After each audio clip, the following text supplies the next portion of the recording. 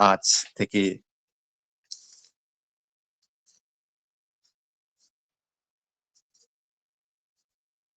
প্রায় সনাতন ধর্মীয় শাস্ত্র অনুযায়ী এবং জ্যোতির্বিজ্ঞানদের গণনা অনুযায়ী ভগবান শ্রীকৃষ্ণের আবির্ভাব প্রায় 5250 বছর আগে হয়েছিল। শ্রীমদ ভগবত গীতায় 4th অধ্যায়ে 7ম নম্বর শ্লোকে ভগবান শ্রীকৃষ্ণ বলছেন, যদা যদা হি ধর্মস্য গ্লানির্ভবতি ভারত অভ্যুত্থানম ধর্মস্য তদাত্মানম সৃজাম্যহম। অর্থাৎ যখন ধর্মের গ্লানি ঘটে, অধর্ম বৃদ্ধি পায়, তখনই সৎপুরুষদের উদ্ধার হেতু, অধর্মদের বিনাশ হেতু আর ধর্মের পুনঃস্থাপন হেতু আমি বারবার জন্মগ্রহণ করি। এই জন্মগ্রহণ বা অবতীর্ণ রূপটি হলো যুগ পুরুষোত্তম। আবার গীতায় 4th নম্বর অধ্যায়ের 8 নম্বর শ্লোকে ভগবান শ্রীকৃষ্ণ বলছেন, পরিত্রাণাং সাধুনাং বিনাশায়শ্চ দুষ্কৃতম ধর্ম সংস্থাপনায় সম্ভবামি যুগে যুগে। অর্থাৎ এ প্রত্যেক যুগে হয়ে আসছে আর আগামী যুগে এরূপ হবে। অর্থাৎ তিনি সাধুদের রক্ষা করবেন এবং অসাধুদের হত্যা করে ধর্ম প্রতিষ্ঠান করবেন। আজ থেকে 138 বছর আগে 1810 শকাব্দ সন 1295 সালে 30শে ভাদ্র সংক্রান্তি দিবসে তাল্যমী তিথি শুক্রবার দিবা চারিদণ্ড বিশ্বময়ে পরম তীর্থধাম হিমায়তপুরে মাতা মনোময়িনীর গর্ভে শ্রী ঠাকুর অনুকূলচন্দ্র ধরাধামে অবতীর্ণ হন। শ্রী ঠাকুর অনুকূলচন্দ্র একটি বাণীর ভিতর দিয়ে বুঝিয়ে দিলেন, ধর্ম যখন বিপাক বহনে ব্যর্থ অর্থে ধায়, প্রেরিত অবতীর্ণ হয়, পাপী পরিত্রাণ পায়। অর্থাৎ তিনি কলিহত মানুষকে বাঁচাতে এসছেন, মানুষকে বাড়াতে এসছেন, মানুষের সমস্ত বৃত্তি প্রবৃত্তি বা আমাদের সমস্ত কর্মফল থেকে রক্ষা করতে এসছেন বা ধর্মকে প্রতিষ্ঠা করতে এসছেন। এই ধর্মকে প্রতিষ্ঠা করার জন্য তিনি আমাদের জন্য ধর্ম নীতি দিয়ে গেলেন।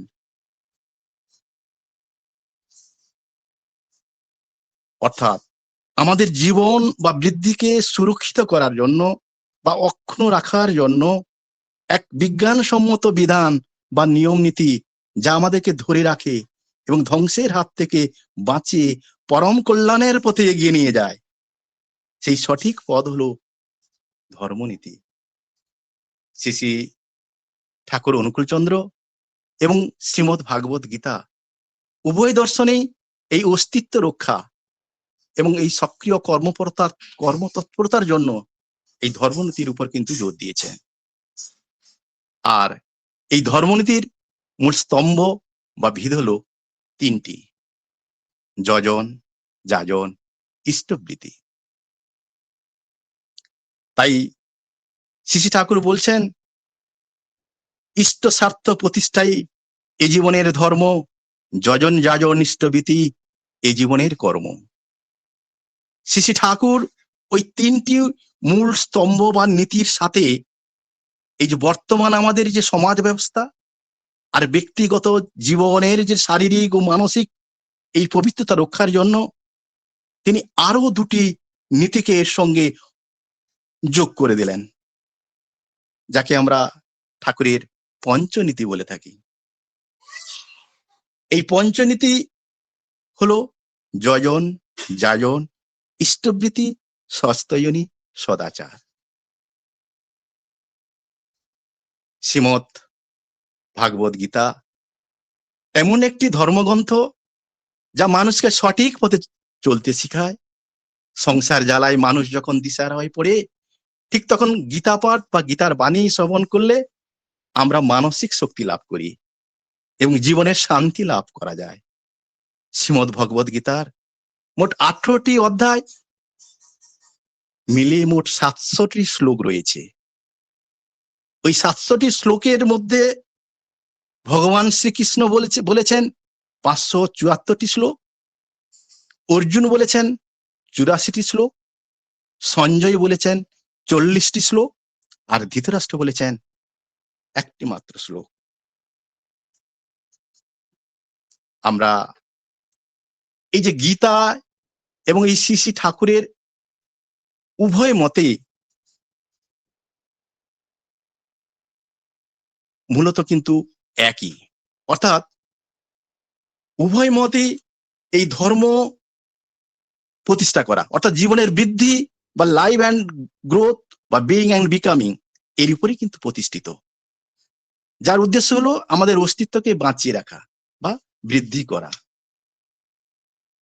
তাই আজকে এই যে ঠাকুরের যে ভাবধারাকে অনেকে আধুনিক যুগের গীতা বলে অভিহিত করেছেন, কারণ শ্রীমদ ভাগবত গীতা এই কুরুক্ষেত্রের যুদ্ধের প্রেক্ষাপটে অর্থাৎ সেই সময়ের জীবন দর্শন নিয়ে ভগবান শ্রীকৃষ্ণ ব্যাখ্যা করেছেন।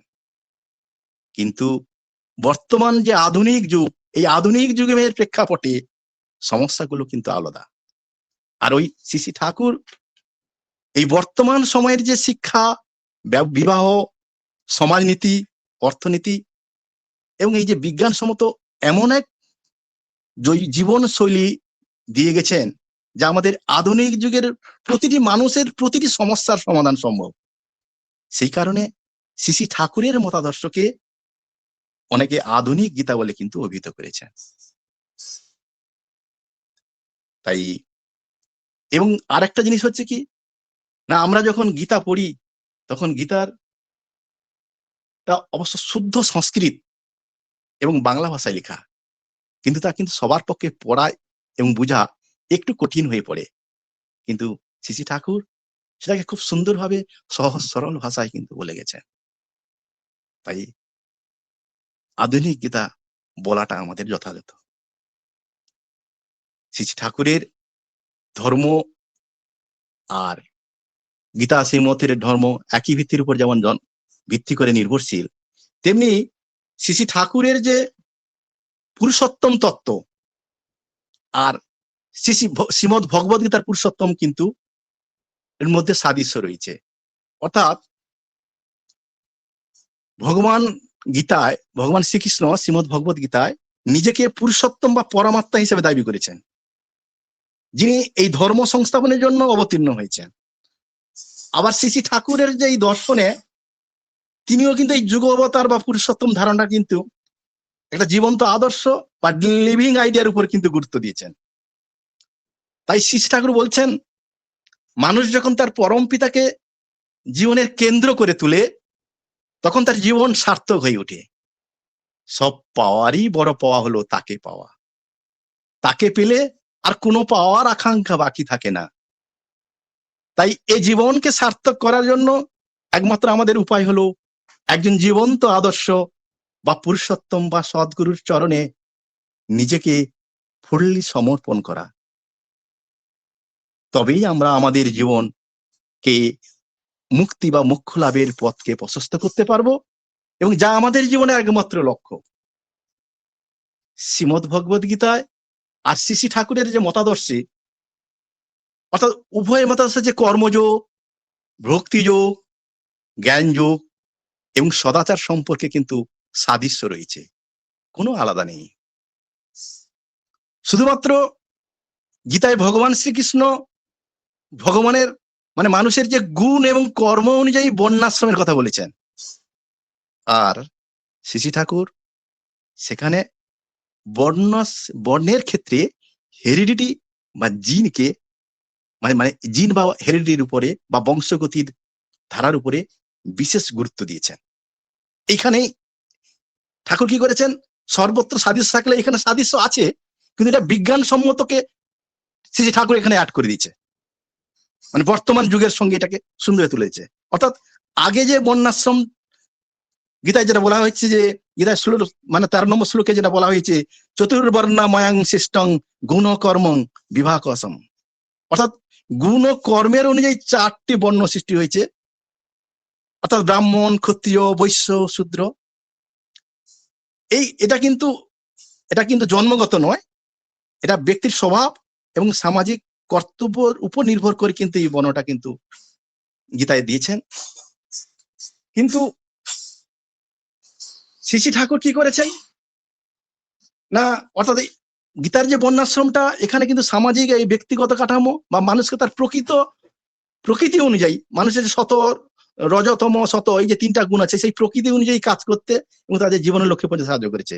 আর শ্রী ঠাকুর সেখানে কি করেছেন না, শ্রী ঠাকুর এই বর্ণের ক্ষেত্রে হেরিডিটি কি বা জিনকে গুরুত্ব দিয়েছেন। কারণ কারণ মানুষের যে শুধু গুণ, মানুষের যে গুণ সেটা কিন্তু হঠাৎ করে আসে না, তা বংশ পরম্পরায় অর্জিত হয় বা বা সেই বংশ পরম্পরার মাধ্যমে বাহিত হয়। তাই তিনি বর্ণাশ্রমকে জীবন বিকাশের বিজ্ঞান হিসেবে দেখতেন। অর্থাৎ তিনি বর্ণাশ্রমকে হেরিডিটির উপর ভিত্তি করে বৈজ্ঞানিক রূপ দিয়েছেন। ঠাকুরের মতে এই যে পিতামাতার যে গুণের সংমিশ্রণ, সেটা সন্তানের বর্ণ বা স্বাভাবিক প্রবৃত্তি নির্ধারিত হয়। মানে অ্যাকচুয়াল পিতামাতার যে গুণ, সেই গুণটা কিন্তু সন্তানের উপর কিন্তু ধারায় কিন্তু প্রবাহিত হয়, তার যে প্রবৃত্তি সেটা কিন্তু নির্ভর করে। তিনি অসবর্ণ বিবাহ, বিশেষত যেটা প্রতিলোম বিবাহ, তিনি কিন্তু বিরোধী ছিলেন।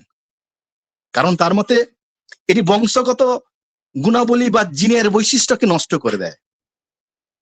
তাই শ্রী ঠাকুর এই চারটি বর্ণ হলো, শ্রী ঠাকুরের মধ্যে এই চারটি বর্ণ হলো ব্রাহ্মণ, ক্ষত্রিয়, বৈশ্য, শূদ্র। তো এই চারটি বর্ণ কিন্তু আসলে একে অপরের কিন্তু পরিপূরক, কেউ ছোট বা বড় নয়। প্রত্যেকের বৈশিষ্ট্য অনুযায়ী চললে সমাজ সুস্থ থাকবে। তাই শ্রী ঠাকুর নিজের যে এই সহজাত গুণ বা বর্ণ অনুযায়ী কাজ করে পরম পিতা পরম পুরুষের সাথে যুক্ত হয়ে চলাটাই হলো ঠাকুরের আদর্শ বর্ণাশ্রম।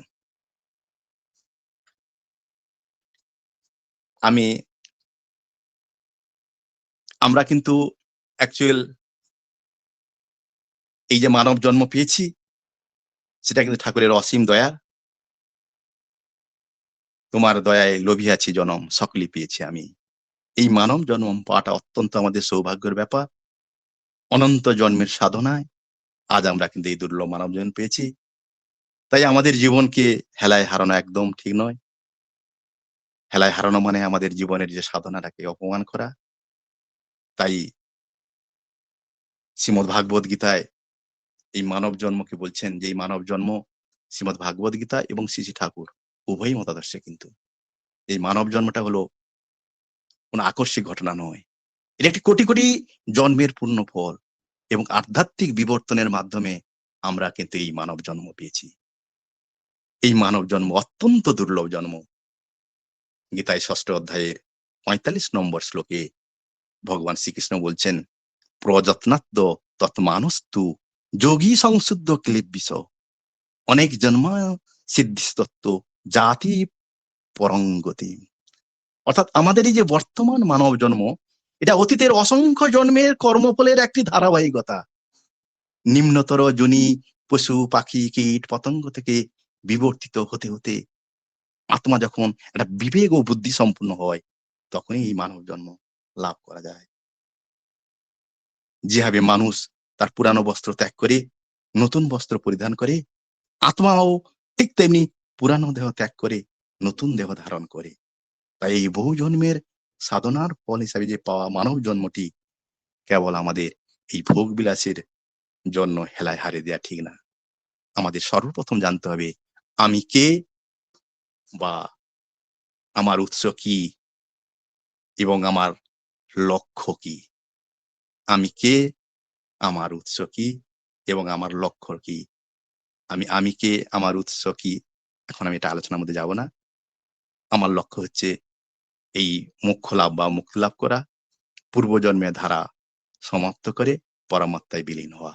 এটাই হচ্ছে আমাদের জীবনের লক্ষ্য বা ঈশ্বর প্রাপ্তি হওয়া বা পরমধাম প্রাপ্তি হওয়া। আমি সেগুলোকে এখন সেই জায়গায় ডিটেলস না গিয়ে আমি একটু অন্য দিকে চলে যাচ্ছি। গীতায় শ্রী ঠাকুর এর মতে এবং শ্রীমদ্ ভাগবতের মতে এই পৃথিবীর প্রতিটা মানুষকে কোনো না কোনো ভাবে দগ্ধ হতে হচ্ছে বা দুঃখ কষ্ট ভোগ করতে হচ্ছে। কোনো মানুষ দুঃখ কষ্ট থেকে সম্পূর্ণ মুক্ত নয়।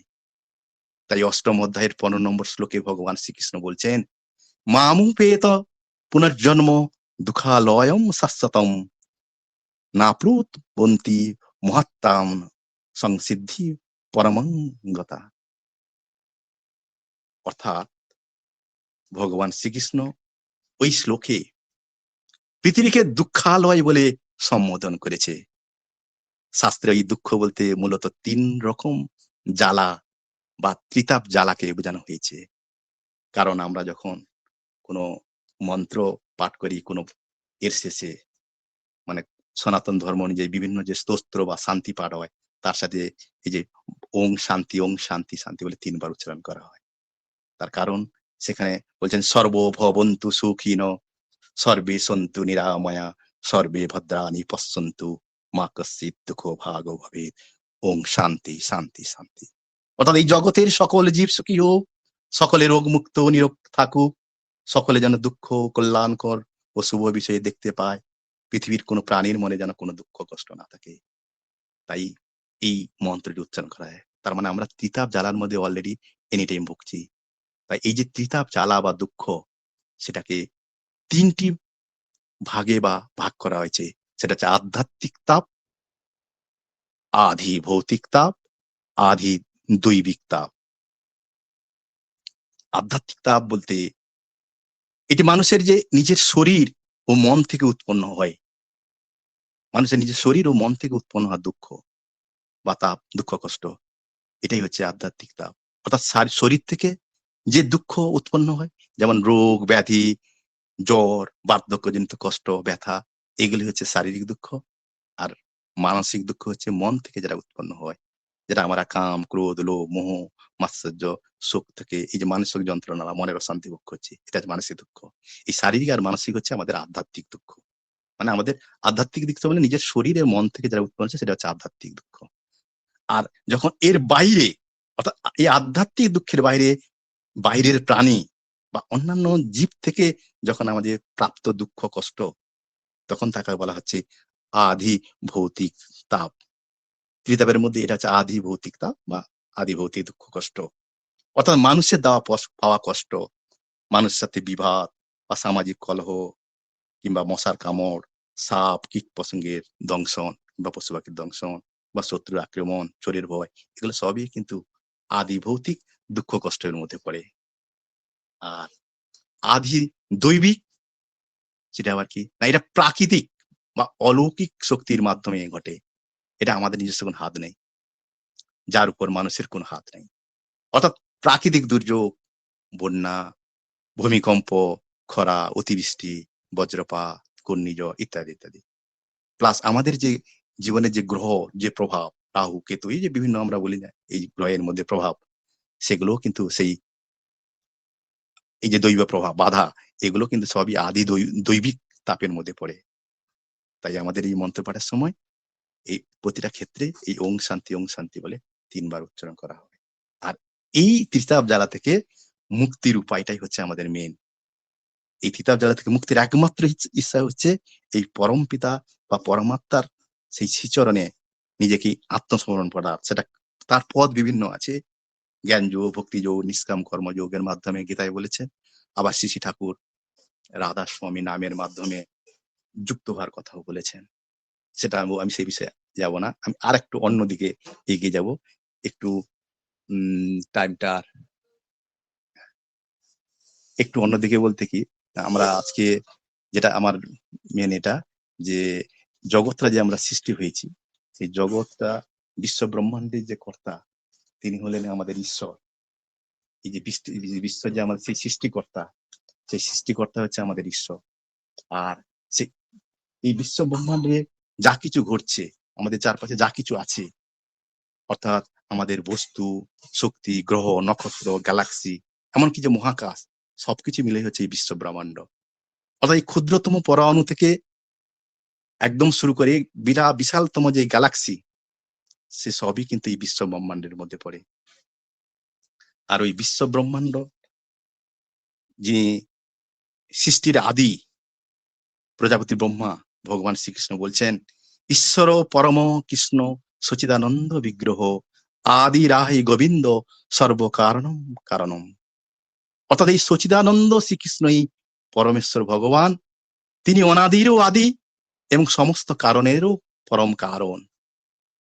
তিনি অনন্ত কোটি বিশ্ব ব্রহ্মাণ্ড সৃষ্টির পূর্বে ও ছিলেন আর তিনি বিদ্যমান, আর সৃষ্টির পরেও একমাত্র তিনি বিদ্যমান আছে, এবং প্রলয়ের পরও একমাত্র তিনিই অবশিষ্ট থাকবেন।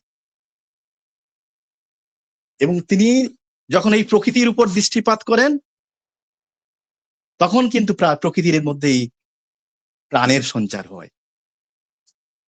গীতায় 9ম অধ্যায়ের 10 নম্বর শ্লোকে ভগবান শ্রীকৃষ্ণ বলছেন, ময়াধ্যক্ষেন প্রকৃতি সুয়তি সচরাচরম হেতু নানেন কন্তেও জগদ্ধি পরিবর্ততে। অর্থাৎ তার উপস্থিতির কারণে এই জগতের সৃষ্টি, লয়, স্থিতি সমস্ত কিছুই ঘটছে। সমস্ত কিছু, এই যে চক্রটা, জন্ম মৃত্যুর যে চক্র, সৃষ্টি ধ্বংসের যে চক্রটা, সেই তারই উপস্থিতি কিন্তু ঘটছে। অর্থাৎ এই জগৎ কিন্তু পরিবর্তনশীল, কোনো কিন্তু স্থির নয়। জগতের সবকিছু কিন্তু পরিবর্তনশীল।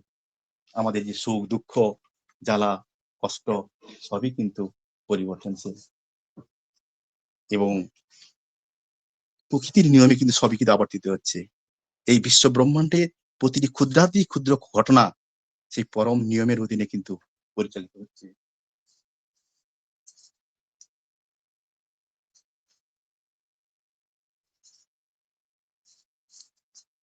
এবং এই মহাবিশ্বের যে আমরা এই যে সৃষ্টির যে তত্ত্বটা আমি বললাম, এই সৃষ্টি তত্ত্বে মহাবিশ্বকে বা মহাজগৎটাকে 3টি ভাগে ভাগ করা হয়েছে।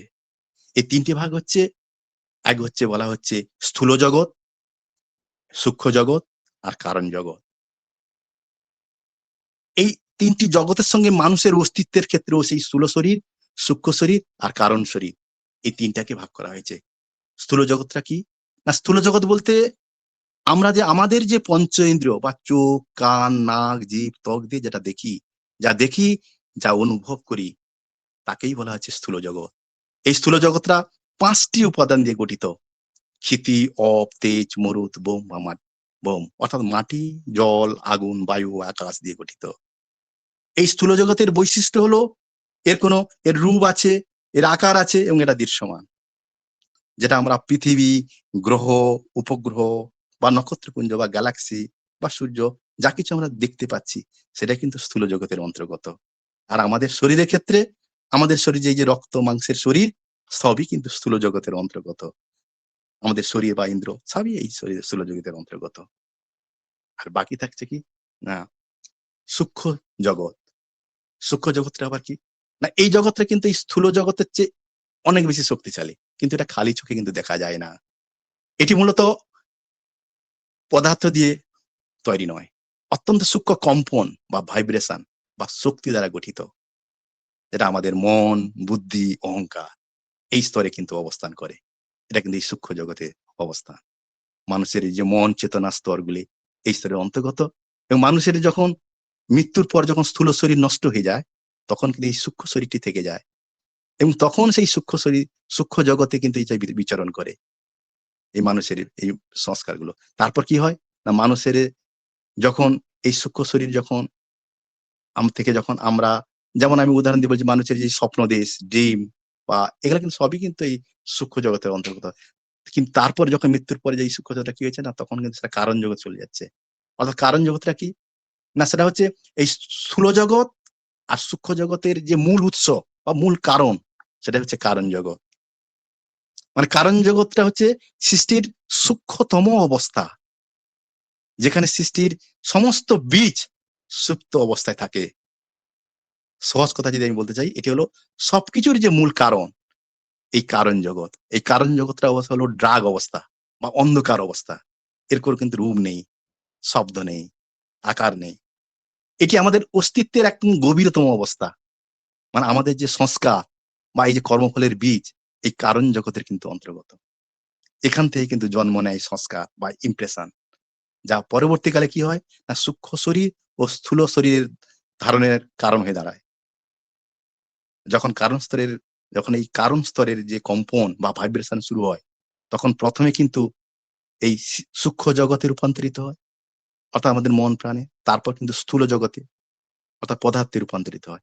অর্থাৎ এক কথা যদি আমরা বলি, একটা বিশাল বটগাছ যেমন একটি ছোট বীজের মধ্যে সুপ্ত অবস্থায় থাকে, ঠিক তেমনি এই স্থূল জগৎ ও সূক্ষ্ম জগতের যে সমস্ত সংস্কার বা সম্ভাবনা, এই কারণ জগতের মধ্যে সুপ্ত অবস্থায় থাকে।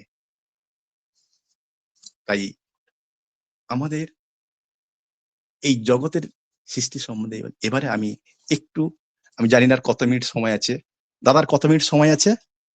দাদা নেই সময়, আর একটু ঠিক আছে দাদা। আজ আমি আমার আজকে সময় অলরেডি কভারেজ। আমি যদিও যদি কয় মিনিট অলরেডি লেট হয়ে যায় তার জন্য আমি কিন্তু অলরেডি ক্ষমা প্রার্থী। আর আজ সেই পরম ব্রহ্ম, পরমাত্মা, পরমেশ্বর, পরম প্রেমা শ্রী ঠাকুরের চরণে প্রণাম জানাই এবং উপস্থিত সকল দাদা মায়েদের আমার আন্তরিক ভালোবাসা, জয়গুরু শ্রদ্ধা জানাই। বন্দে পুরুষোত্তমম, বন্দে পুরুষোত্তমম, বন্দে পুরুষোত্তমম। জয়গুরু, জয়গুরু, সবাইকে আমার আন্তরিক জয়গুরু।